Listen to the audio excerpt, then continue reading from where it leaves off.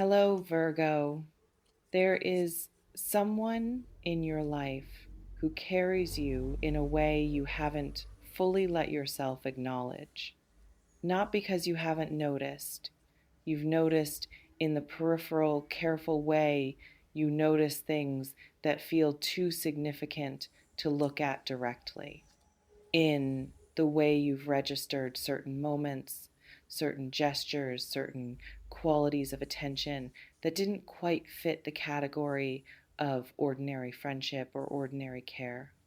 You noticed, and then, in the particular way you have of protecting yourself from hoping too precisely for something, you filed it somewhere soft and unexamined and continued with the practical business of your days. But the noticing was accurate. What you sensed was real. There is someone who has appointed themselves, not formally, not through any declaration you've been party to, as something that functions very close to a guardian of you, of your energy, of your peace, of the version of you that exists when you're not managing anything or holding anything together or being strong for the benefit of everyone around you who has come to depend on that strength without asking what it costs. They see what it costs. That's where this begins. Let me tell you what they know about you, because the depth of what they hold for you in their awareness is something you deserve to understand fully, even if receiving it feels slightly uncomfortable. They know you have been through things that didn't break you only because you refused to let them, not because you were spared, not because your path was easier than it looked or the challenges were smaller than they felt, because you made a decision somewhere in the middle of the hardest parts that you were going to come out the other side still recognizably yourself, still capable of warmth, still willing to trust, still oriented toward the good in things. And you held that decision through everything that tried to talk you out of it. They watched that, or they learned of it through the things you've shared in unguarded moments, through the things others have mentioned, through the particular qualities of resilience that leave marks on a person visible to anyone paying the right kind of attention. And what they understand with a clarity that moves them is that the version of you sitting here right now, composed, capable, generous, still believing in good things, is not the default output of an easy life. It is the achievement of an extraordinarily difficult one. And they hold that knowledge with a tenderness that they haven't fully found the words for yet. A tenderness that has become, without announcement or ceremony, one of the organizing principles of how they relate to you. Something I want to describe carefully the particular quality of their protectiveness, because it is not what that word often implies, and I don't want you to misread it. They are not overprotective. They do not hover. They are not managing you or infantilizing you or treating you as someone fragile who requires constant handling. They know you're not fragile. That knowledge is part of what they love about you, the combination of depth and durability, the softness that has somehow survived the things that should have hardened it. What they're protective of is something more specific than you generally. They're protective of your peace.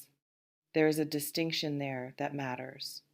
When they see something approaching you, a situation, a person, a dynamic, an energy that has the texture of something that has cost you before, something that pattern matches to any of the hard things in your history, they feel it before they can explain it. A kind of internal alert, a quiet watchfulness that orients them toward you to see whether you're okay, whether you've noticed what they've noticed, whether you need anything from them even before you know you might. They notice what you notice only after the fact, if at all, because they're watching in a direction you can't watch while you're facing forward. There are specific things they protect you from without you ever knowing protection was offered. conversations redirected before they could reach you and do damage, situations subtly managed in the background so that the version that arrived at you was softer than the version that would have arrived without their quiet intervention. People who might have taken things from you, your time, your energy, your trust, who found when they tested the approach a kind of invisible resistance they couldn't explain, and eventually stopped trying to circumvent. That resistance was this person, standing in the space between you and the things that would cost you more than you deserve to pay, saying nothing, explaining nothing, making nothing visible, simply being present in a particular way that changes the conditions around you without announcing itself as protection. This is a very rare kind of love. It asks for nothing in return. It doesn't require your awareness to function. It doesn't become resentful if you don't notice or don't thank it or don't reciprocate in the same quiet background way. It gives because giving is the right thing, because you are the person it's oriented toward, and because the instinct to keep you safe from unnecessary harm is as natural to this person in relation to you as breathing. Sit with that for a moment. Someone loves you in a way that doesn't require you to know about it to be real. I want to go deeper into what they see when they look at you because the view from where they stand is different from the one you have of yourself, and the difference is worth understanding. You see your history as something you carry, weight distributed across your body, and your decisions and your reflexes present in the things you're careful about and the places you hold back and the particular way you assess new situations for hidden costs before allowing yourself to relax into them. You carry it competently. You don't let it define you, but you feel the weight of it, especially alone, especially in the quiet, especially when a situation arises that rhymes with something from before and the body knows before the mind catches up. They see something different. They see the weight and they also see what you built in response to it, the specific strengths that only develop under specific pressures, the capacity for empathy that can only come from having needed it yourself, the quality of your presence with people who are struggling, the way you can sit inside someone else's difficulty without flinching or rushing to resolve it, or making it about your comfort that comes from having survived your own difficulty with no one sitting beside you in exactly that way. They see the cost, and they see what the cost produced and what they feel looking at the whole of it, the suffering and the strength and the loyalty you maintained throughout, and the warmth you somehow kept intact, is not pity, it is awe. The complicated, chest tightening awe of someone witnessing another person be more than the circumstances they were given. Something has been building in this person's energy lately, a kind of increasing urgency around you that they are managing with their characteristic carefulness. But that is building nonetheless. They want to say something, not to confess romantic feeling, though feeling is certainly part of what moves them. More than that, they want to say something that names what they know, what they've understood about your history, your resilience, your particular and extraordinary capacity to continue. They want to put language around the thing they've been holding silently because the holding of it, the carrying of this knowledge of you without being able to offer it back to you as acknowledgement has started to feel like its own kind of insufficient.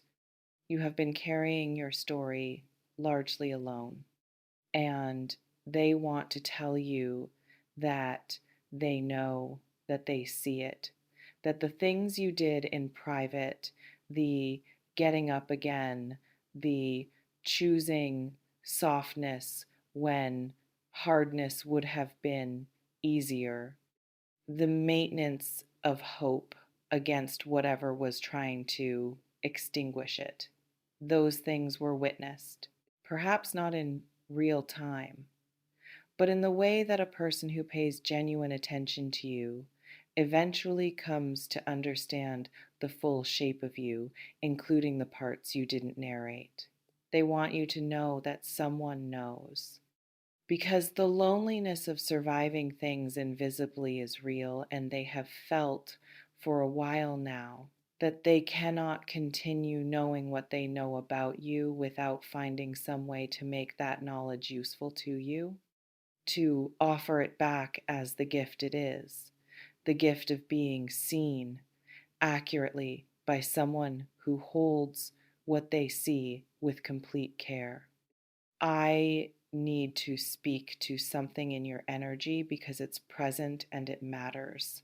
You are not entirely comfortable with this, with being protected, with being the one someone is watching over, with the reversal of the role you have occupied so fluently and so consistently in most of your relationships, the role of the one who notices, who tends, who holds the space, who arrives with what's needed before it's been asked for.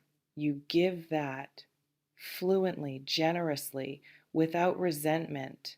Receiving it is different. There's a part of you that becomes slightly uneasy when someone orients their care strongly in your direction. Not because you don't want it, you do, in that private, rarely admitted way of someone who has been the strong one for long enough to have forgotten what it feels like to be held rather than holding. But because receiving care fully requires allowing yourself to be for the moment of receiving it without defense, without the management, without the quiet, perpetual assessment of what this person might need from you in return. It requires simply being the one being cared for. That vulnerability being seen in your tiredness, in your history, in the weight of everything you've navigated is the most exposing form of intimacy there is. More exposing in some ways than being desired, because desire says something about what someone wants from you. This kind of knowing says something about who you actually are. And allowing someone to know who you actually are fully, including the parts that struggled, is the deepest form of trust. This person has already earned it. You're still deciding whether to let yourself know that. Let me tell you about a moment that's coming because I feel it approaching in the energy between you with a quality of inevitability that makes it feel less like prediction and more like description. A moment when you are not at your most composed, not a breakdown, nothing that dramatic, simply a moment when the management slips slightly, when something reaches you in a way you weren't prepared for and your response is real before it's curated, when the fatigue or the grief or the accumulated weight of everything you carry shows at the surface, briefly in your face or your voice or the particular quality of your silence, and they will be there, not by coincidence, because they are almost always in some form positioned where they can be reached if you need them, though they've arranged this so quietly you may not have noticed it as arrangement.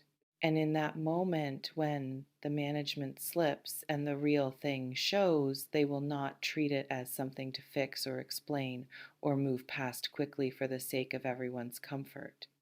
They will simply move toward you with a quality of presence that says, I see this, I've known this was here, you don't have to put it away on my behalf.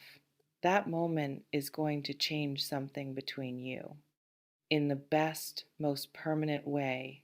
Something I want to say about what this person's presence is already doing in your life, whether or not it's yet visible to you as they're doing. Your nervous system is calmer when they're near, not in the way it calms around things that are familiar and therefore unthreatening. That's a different kind of calm, more numbing than soothing. This is the active calm of a system that has registered at the level below conscious thought that it is safe, that there is someone in the vicinity who is paying attention in the right direction, that the vigilance it normally maintains, the perpetual exhausting scan for what might be coming, what might need managing, what might cost more than it first appeared, can, in this presence, briefly and genuinely rest. You may not have named it, but you felt it. The slight but real difference in how you breathe in certain company, the quality of ease that arrives without you manufacturing it, the experience of a conversation that ends and leaves you feeling replenished rather than slightly depleted, wondering what you gave and whether it was more than you received. That ease is not accidental. It is the product of someone who has made it their quiet, unannounced, completely genuine business to make sure that being near them costs you nothing and gives you something. That is an extraordinary gift. Let yourself receive it. Virgo, I want to close this reading in a very particular place, not with the future, not with what's coming, not with the changes approaching, with right now, with the present tense fact of someone who already, not someday, not once they understand you better, not when the timing aligns, already knows what you've been through, already holds it carefully, already shows up in the quiet background, completely genuine way of someone for whom your well being is not an afterthought or an obligation, but something that matters to them on the level of things that actually matter. This exists right now. In your life, right now, as you're listening to this, there is a person carrying knowledge of you that they hold with more tenderness than you've allowed yourself to register. There is warmth directed at you that is constant rather than conditional. There is protection being offered in the invisible, unassuming, costs them nothing to give way of someone for whom caring about you is simply what they do. You have been moving through the world believing on some foundational level that the full weight of you, the history and the complexity and the cost of all you've survived was something you had to manage carefully to remain lovable, something to reveal slowly, if at all, something to carry alone so that its heaviness didn't become other people's burden. This person already knows the weight, and they didn't leave. They moved closer. That is the thing I most want you to carry forward from today, not as information, as permission.